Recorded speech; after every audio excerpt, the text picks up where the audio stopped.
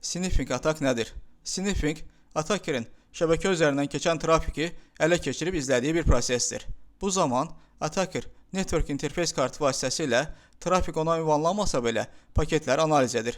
Sniffing xüsusilə məlumatlar şifrələnmədikdə istifadəçi adları, parollar, e-maillər və digər məxfi məlumatların ələ keçirilməsinə səbəb ola bilər.